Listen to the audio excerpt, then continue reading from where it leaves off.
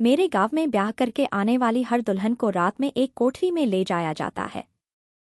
फिर मेरे गांव के 10 सरपंच भी अंदर चले जाते हैं। उसके बाद उस दुल्हन की चीखें सुनाई देती हैं। एक दिन मैंने चुपके से कोठरी में झांक कर देखा तो कांप गई, क्योंकि अंदर तो वह सब उस अकेली के साथ। मेरा नाम अंबिका है। मैं जिस जगह पर रहती हूँ उस गांव में बहुत सारी परंपराएं निभाई जाती हैं, जिनको लेकर मेरे गांव वाले बहुत ही ज्यादा सख्त हैं।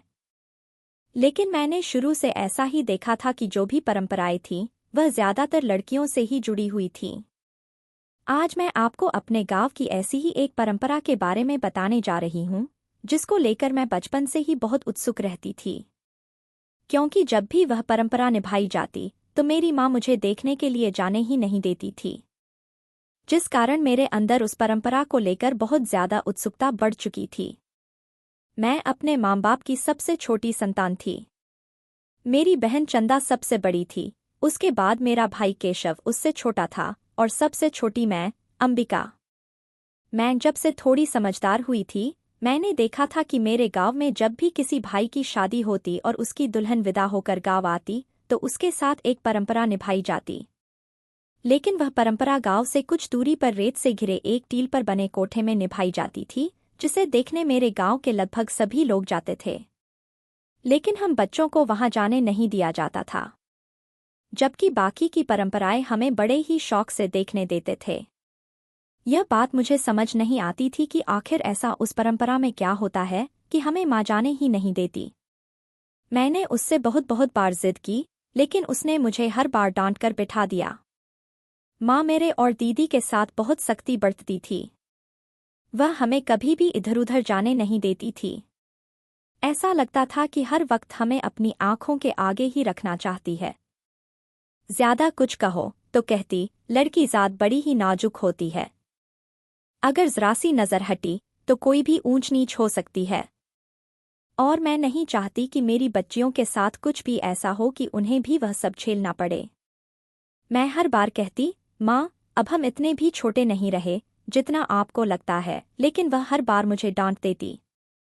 पर मैं बहुत जिद्दी थी। कितनी भी डांट पड़ जाए, लेकिन फिर भी अपनी माँ से बहस करना नहीं छोड़ती थी। मेरे गांव में पानी की किल्लत थी, जिसकी वजह से हम लड़कियों को काफी दूर एक कुएं के पास जाकर पानी लाना पड़ता था। बस वही तो हमारे लिए सबसे ज्यादा सुनहरा मौका होता था, क्योंकि हमारे घरवाले वैसे तो हमें जरा सा भी वक्त नहीं देते थे। पूरा दिन बस घर के कामों में ही लगाए रखते थे और बाकी सुबह का वक्त तो स्कूल में निकलता था। मेरी सबसे अच्छी दोस्तों में सुशीला, रंजना और वंदना थीं।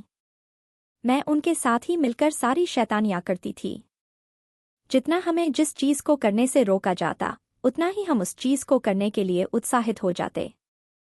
कुछ दिनों बाद ही मेरी दीदी का ब्याह तय हो गया। लेकिन दीदी इन दिनों बहुत ही ज्यादा परेशान रहती थी। मैं तो यही सोचती कि दीदी ना जाने क्यों इतनी परेशान रहती है, जबकि ब्याह में तो कितना मजा आता है। कितने बढ़िया-बढ़िया गहने पहनने को मिलते हैं, बढ़िया-बढ़िया कपड़े, ढेर सारी मिठाइयाँ, खूब सुंदर सजने को मिलता है और सब लोग खूब तारीफ करते हैं। लेकिन दीदी ना जाने क्यों घबराई बराई सी रहती थी। मैंने जब उससे पूछा भी तो कहने लगी, पगली, तू अभी छोटी है, यह सब बातें नहीं समझेगी। मैंने कहा, मैं अब इतनी भी छोटी नहीं हूँ, मैं सब समझती हूँ, मुझे बताओ तो सही। लेकिन उसने मुझे कुछ भी नहीं बताया। लेकिन एक दिन जब दीदी अपनी सहेली से कह रही थी कि वह उस परंपरा को लेकर बहुत ज्यादा परेशान है, क्योंकि अगर कहीं उसे कोठरी में ले जाया गया और उसके बाद वह सब नहीं निकला तो फिर उसका क्या होगा। फिर तो गांव के सरपंच उसके साथ बहुत बुरा करेंगे। यह कहकर वह पूरी तरह से रोने लगी और अपनी सहेली के गले लग गई। मैंने जब अपनी दीदी को यह सब कहते हुए सुना तो मुझे तो समझ में ही नहीं आया कि आखिर ऐसा उस कोठरी में क्या किया जाता है। मैं भागकर अपनी सहेलियों के पास गई और फिर मैंने जो भी दीदी ने कहा था उन्हें पूरी बात बताई। यह सुनकर मेरी सहेलियां भी हैरान रह गईं। बोली, इसका मतलब जरूर कुछ ऐसा होता है जो बड़ा ही अजीब है। मैंने कहा, माँ तो हम लोगों को जाने ही नहीं देती, तो पता कैसे चलेगा कि आखिर वहां पर होता क्या है। अब हम इतने भी छोटे नहीं रह गए। जब बाकी के गाँव वाले परंपरा को देख सकते हैं तो हम क्यों नहीं देख सकते, मेरी सहेलियों ने कहा। इस बार हम भी परंपरा को देखने जरूर जाएंगे। यह हम प्रण लेते हैं। उस दिन हम सबने पूरे उत्साह और खुशी के साथ एक दूसरे से यह वादा किया और अपने अपने घर को निकल गए। इधर माँ दीदी को बार बार ढांढस बंधा रही थी, मेरी बच्ची, मैं जानती हूँ कि मैंने तुझे हमेशा अपनी देखरेख में रखा, जिस वजह से तेरे साथ कोई ऐसी चीज नहीं हुई है जो हमारी नाक कटे। इसीलिए तुझे चिंता करने की जरा भी जरूरत नहीं है। पर फिर भी ना जाने क्यों दीदी इतना डर रही थी। कुछ ही दिनों में दीदी की शादी हो गई और मुझे माँ से सुनने को मिला कि दीदी उस परंपरा में पास हो गई, जिससे माँ बहुत ज्यादा खुश थी। और गांव में जो औरतें थीं उन्हें भी बड़े ही गर्व से यह बात बता रही थी। लेकिन मेरे पल्ले तो उनकी कोई भी बात पड़ ही नहीं रही थी।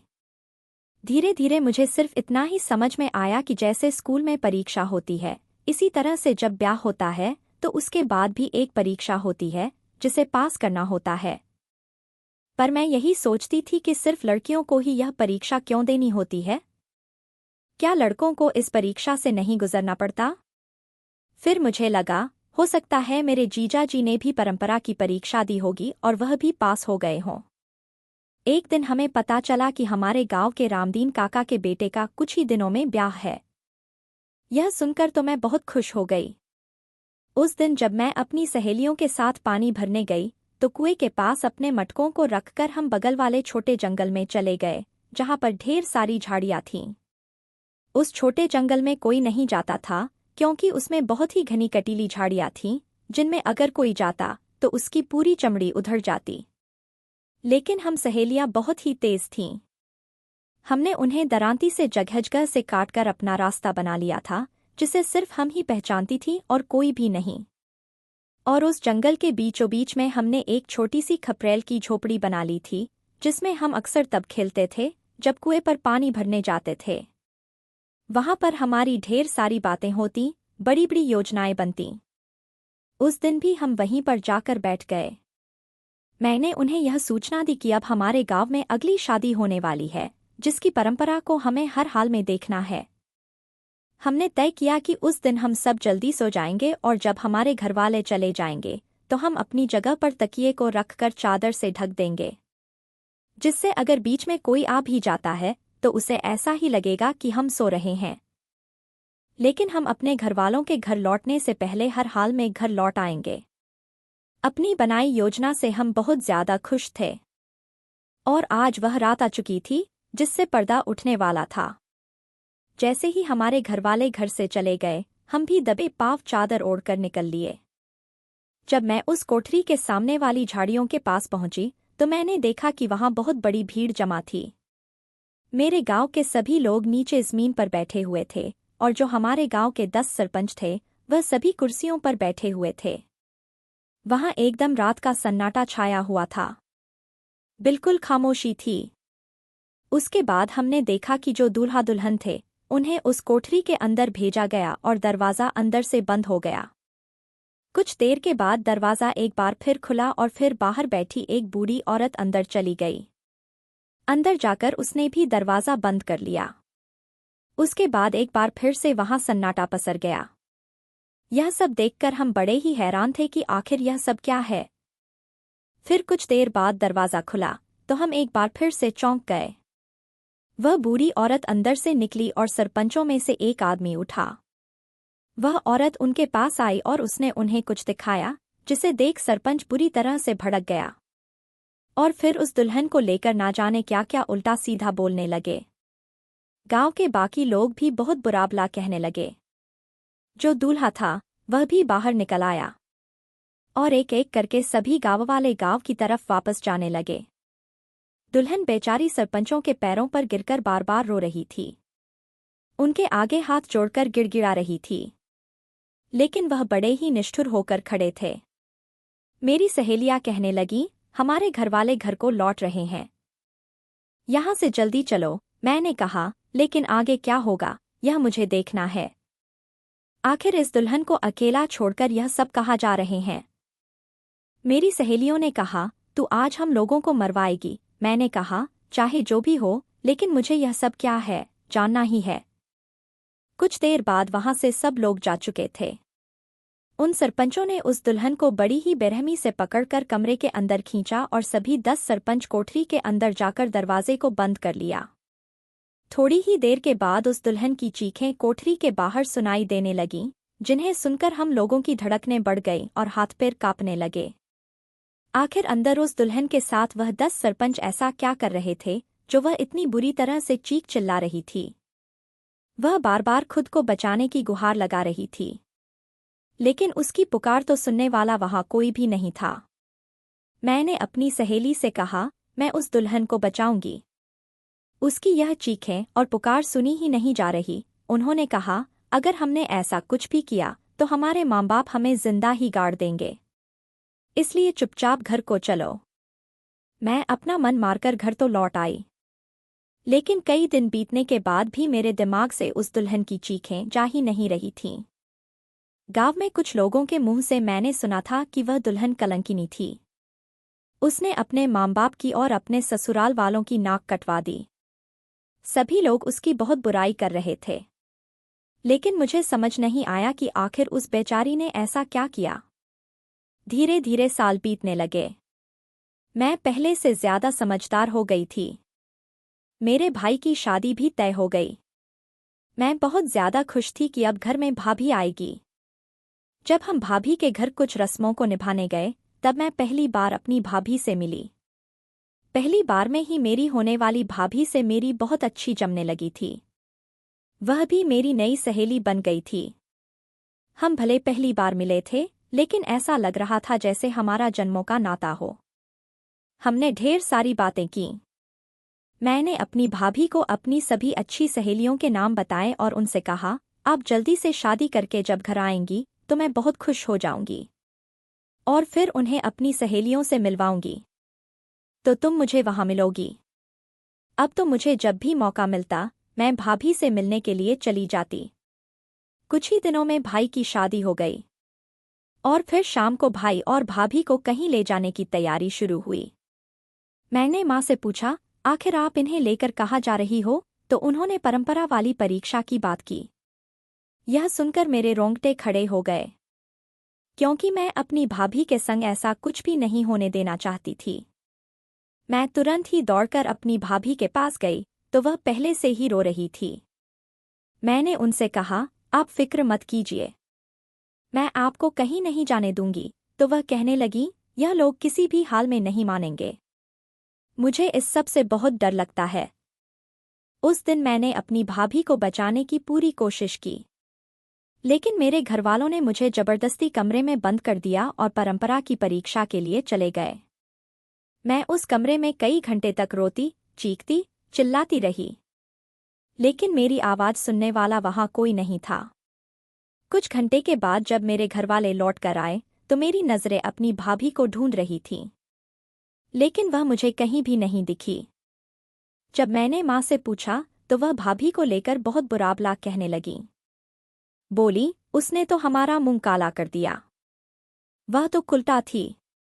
मैं बुरी तरह से माँ पर फट पड़ी, तो यह देख माँ ने मेरे मुंह पर एक थप्पड़ लगा दिया।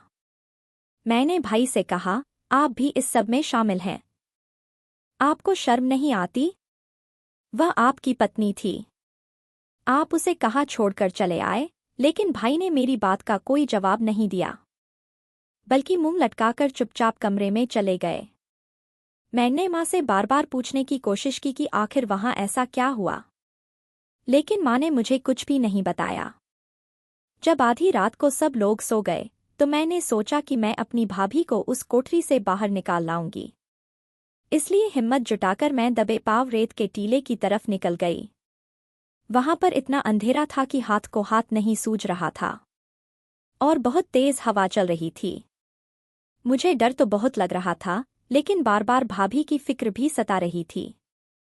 मैं उन्हें अकेला नहीं छोड़ सकती थी, इसीलिए हिम्मत जुटाकर मैं कोठरी के पास पहुंची। लेकिन कोठरी का दरवाजा तो खुला पड़ा था। अंदर जाकर जब मैंने देखा तो सब कुछ बिखरा पड़ा था। ऐसा लग रहा था जैसे कोई भयानक तूफान उस कोठरी के अंदर आया हो। वहां पर एक बिस्तर था, वह भी पूरी तरह से उजड़ चुका था। जगह जगह नोचने सीटने के निशान थे। यह सब देखकर मेरे पसीने छूट गए। मैंने भाभी को आवाज दी, लेकिन उस सन्नाटे में कोई भी नहीं था जो मुझे जवाब देता। बहुत देर मैंने आसपास भाभी को ढूंढा, पर मुझे कोई भी ना मिला। मैं निराश होकर घर वापस लौट आई। मैंने कई बार माँ से भाभी को ढूंढने के लिए कहा, लेकिन वह तो जैसे पत्थर की बन चुकी थी। 3-4 दिन बाद मैं अपनी सहेलियों के साथ भरी दोपहर में कुएं पर पानी भरने गई। हम सब बहुत उदास थे। मुझे समझ ही नहीं आ रहा था कि मेरी भाभी आखिर कहाँ चली गई। अभी हम पानी भर के लौट ही रहे थे कि तभी हमें एक बड़े से पत्थर के पीछे से किसी के सिसकने की आवाज़ सुनाई दी। जब मैं वहां पहुंची तो हैरान रह गई। वहां और कोई नहीं, मेरी भाभी पड़ी हुई थी। उसने जैसे ही मुझे देखा, मेरे आगे हाथ जोड़ने लगी कि मैं उसे बचा लूं। कुछ लोग उसके पीछे आ रहे हैं, उसे मारने के लिए। जैसे ही हमने यह सुना, हम सब भी बुरी तरह से घबरा गए। हमने तुरंत ही भाभी को उठाया और झाड़ियों में, जो हमारी छुपी हुई झोपड़ी बनी हुई थी, उसी में हम उनको ले गए। उस झोपड़ी से ज्यादा सुरक्षित जगह हमारे लिए कोई भी नहीं थी, क्योंकि किसी को भी उस झोपड़ी के बारे में आज तक पता नहीं था, और उन झाड़ियों में कोई आता भी नहीं था। झोपड़ी में ले जाकर हमने भाभी को वहीं बिठाया और पानी पिलाया। उनकी हालत बहुत बुरी थी। जगह जगह से खून निकल रहा था। ऐसा लग रहा था जैसे किसी ने उनके साथ जानवरों जैसा सलूक किया हो। सारे कपड़े फट चुके थे। मैंने उनसे पूछा कि आखिर उनकी हालत ऐसी कैसे हुई। उसके बाद उन्होंने जो कुछ बताया, उसे सुनकर तो हम सभी सहेलियों के ऊपर बिजली ही गिर गई। हमने कभी सोचा भी नहीं था कि इस परंपरा की परीक्षा में दुल्हनों के साथ ऐसा किया जाता है। मैं भाभी के गले लगकर फूट फूट कर रोने लगी। मैंने अपनी एक सहेली से कहा कि वह जल्दी से घर जाकर कुछ खाने का लेकर आए और थोड़ी सी दवा वैद्य काका से बनवा कर लाए, जो हम भाभी के जख्मों पर लगा दें। कुछ देर बाद मेरी सहेली मेरे बताए हुए सभी चीजें ले आई। भाभी अभी भी बहुत ज्यादा डरी हुई थी। वह कहने लगी, वह लोग मुझे जिंदा नहीं छोड़ेंगे। मैंने उनसे कहा, अब आप इस गांव में बिल्कुल भी मत रहिए। हम आपको आपके गांव भेज देंगे। उन्हें भी यही ठीक लगा। हमने उनके कपड़े बदलवाए और उन्हें छुपाकर गांव के बाहर ले जाने लगे।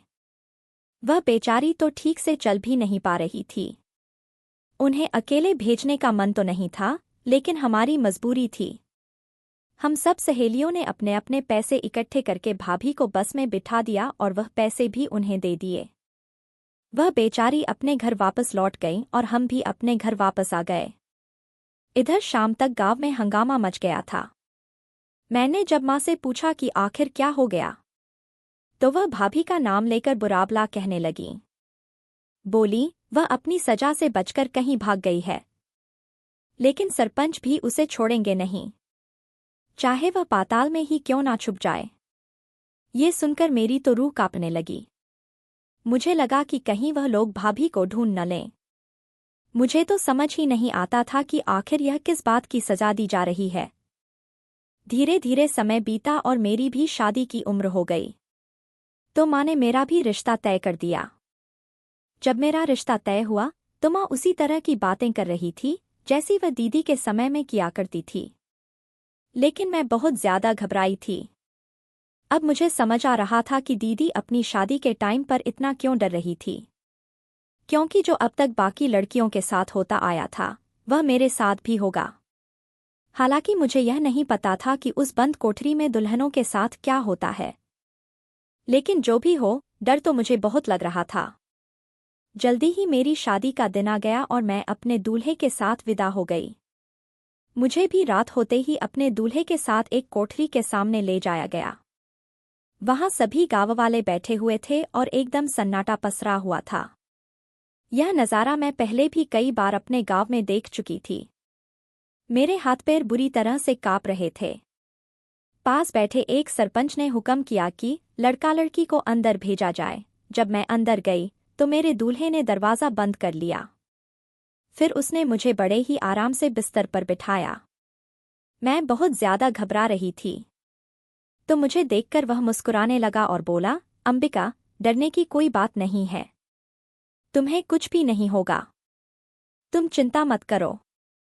मैं हूं ना। अपने पति की बात सुनकर मुझे थोड़ी सी हिम्मत मिली। उसके बाद उसने कहा, हाँ, मैं तुम्हारे साथ वह सब नहीं करूंगा जो बाकी लोग करते हैं। मुझे उसकी बात अभी भी ठीक से समझ नहीं आ रही थी। अचानक से एकाएक उसने एक सुप्त चादर ली और अपने घुटने में खुद से ही चोट मार ली। यह देखकर मैं बुरी तरह से घबरा गई और उन्हें रोकने लगी कि वह यह सब आखिर क्या कर रहे हैं। उन्हें बहुत दर्द हो रहा था, लेकिन फिर उन्होंने अपने घुटने का खून उस चादर पर लगाया और मेरी तरफ मुस्कुराकर बोला, पगली, तुझे किसी भी तकलीफ से बचाने के लिए मैं कोई भी दर्द झेलने को तैयार हूं। उस चादर को उन्होंने साइड में रखा और अपनी जेब से मलहम पट्टी निकालकर अपनी चोट पर पट्टी कर ली। उसके बाद वह बाहर गए। उन्होंने वह चादर बाहर दे दी, लेकिन अचानक से कुछ ही देर में बाहर कोहराम मचने लगा और बाहर बैठे सभी सरपंची अंदर आकर मुझे उल्टा सीधा सुनाने लगे। मेरे पति ने जब उन्हें समझाने की कोशिश की तो उन्होंने मेरे पति की बुरी तरह से पिटाई कर दी।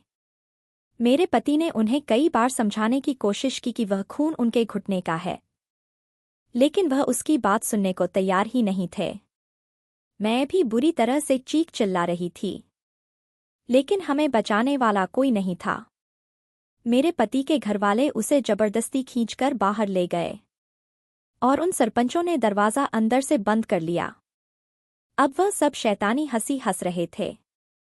मैं उनके आगे हाथ जोड़ रही थी, लेकिन उन्होंने मुझ पर कोई रहम नहीं खाया। और फिर उन सब ने एक एक करके मेरे साथ वह किया जिसकी मैं कल्पना भी नहीं कर सकती थी। मेरे शरीर से पूरी तरह से जान निकल चुकी थी, लेकिन उनकी हैवानियत रुकने का नाम ही नहीं ले रही थी।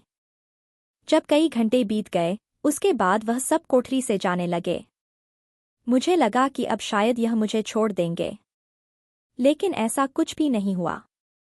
उन्होंने अपने आदमियों से कहकर मुझे उस कमरे से उठा लिया और फिर वह मुझे उठाकर एक अजीब सी जगह ले गए जो किसी जेल के जैसी लग रही थी। अब तो मेरी हालत इतनी बुरी हो चुकी थी कि मुझसे उठा भी नहीं जा रहा था, और इस चीज़ का फ़ायदा उठाकर वहां पर जो पहरेदार थे वह भी मेरे साथ अपना खेल खेलते जा रहे थे। मैं उनके हरे में रोती गिड़गिड़ा रही थी, लेकिन किसी ने भी मेरी एक ना सुनी। वह सब मुझे बुरीबली सुनाते कि मैं एक कलंकिनी हूं, और फिर मेरे साथ वह सब करते। मेरा हर दिन उन हैवानों की हैवानियत से जूझता होता। मैं अपने पति को रो रो कर याद करती कि उसने तो कहा था कि वह मेरी रक्षा करेगा, लेकिन वह अभी तक क्यों नहीं आया मुझे बचाने। मैंने अपनी जान लेने की कोशिश भी की, लेकिन उन लोगों ने मुझे मरने भी नहीं दिया, क्योंकि अगर मैं मर जाती तो वह अपना खेल किसके साथ खेलते। मुझ पर किसी को भी दया नहीं आ रही थी। धीरे धीरे मेरी हालत किसी जिंदा लाश के जैसी हो गई। वह सरपंच भी हर दिन आते और मेरे साथ वह सब करके चले जाते। फिर एक दिन जब उन्हें यह लगा कि अब मैं उनके किसी काम की नहीं रही, तो उन्होंने मुझे खत्म करने का आदेश दे दिया। मैंने भी अब हार मान ली थी और भगवान का फैसला समझकर अपनी मौत को मंजूर कर लिया। वह लोग मुझे रात के अंधेरे में किसी सुनसान जगह पर ले जाने लगे, और जैसे ही उन्होंने मुझे मारने के लिए अपना हाथ उठाया, तभी गोली चलने की आवाज़ आई।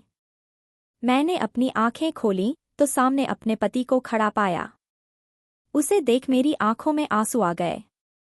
तभी पुलिस वालों ने आकर उन सबको गिरफ्तार कर लिया। मेरे पति ने मुझे गले से लगा लिया। उसके उनके शरीर पर भी कई जगह पट्टियां बंधी हुई थीं। पुलिस ने उन सरपंचों को भी गिरफ्तार कर लिया। मेरा पति मुझे अपने घर ले गया, लेकिन उसके घरवाले मुझे भला बुरा कहने लगे। पर मेरे पति ने मेरी बहुत अच्छे से देखभाल की। जब कुछ दिन में मैं ठीक हो गई तो मैंने अपने पति से पूछा कि आखिर वह सब क्या था। तो उसने बताया, यह परंपरा सालों से चली आ रही है, जिसमें लड़कियों की शुद्धता की परीक्षा ली जाती है। जो लड़की इस परीक्षा में पास हो जाती है, उसे तो अपने जीवन की नई शुरुआत करने का मौका दे दिया जाता है, लेकिन जो लड़की इस परीक्षा में फेल हो जाए तो उस पर तरह तरह के इल्ज़ाम लगाकर उस पर अत्याचार किए जाते हैं, जिसका फायदा सरपंच जैसे लोग उठाते हैं। कुछ ही दिनों बाद मेरा पति मुझे लेकर शहर चला गया और वहां पर नौकरी करने लगा।